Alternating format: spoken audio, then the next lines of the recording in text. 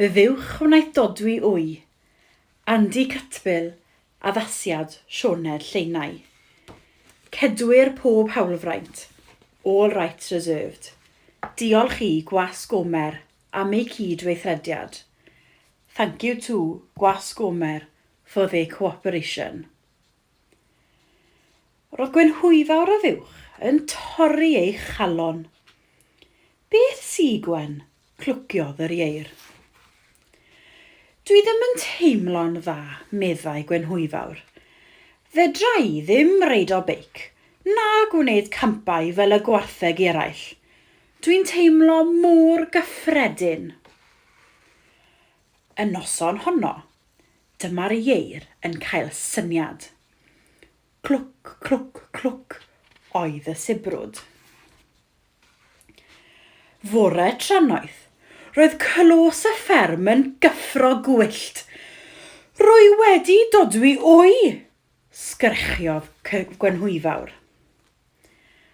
Roedd y gwartheg eraill i gyd yn syllu'n syn. Doedd yr un ohonyn nhw wedi dodwy wy o'r blaen. Roedd hyd yn oed y ffermwr mewn sioc. Arswyd y byd gweiddodd. Mae Gwenhwyfawr wedi dodwy wy. Dyma wraig y ffermwr yn ffonio'r papur lleol. Daeth pobl o bell ac agos. Rydyn ni'n sobor o falch o Gwenhwyfawr, cyhoeddodd y ffermwr wrth y dyrfa.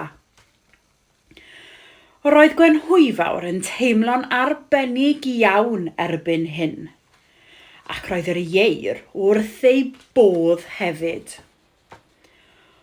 Ond roedd y gwartheg ddim mor hapus. Dyw'n campau ar y beic ddim yn swnio'n gyffroes iawn nawr. Mae rhyw ddrwg yn y caws. All buwch ddim dodwy wy. Iar sy'n dodwy wy. Nid ti sy'n wedi dodwy'r wy yna, meddai'r gwartheg wrth Gwenhwyfawr. Rhaid mae'r ieir drygionus fi wrthi. Roedd Gwenhwyfawr mewn sioc.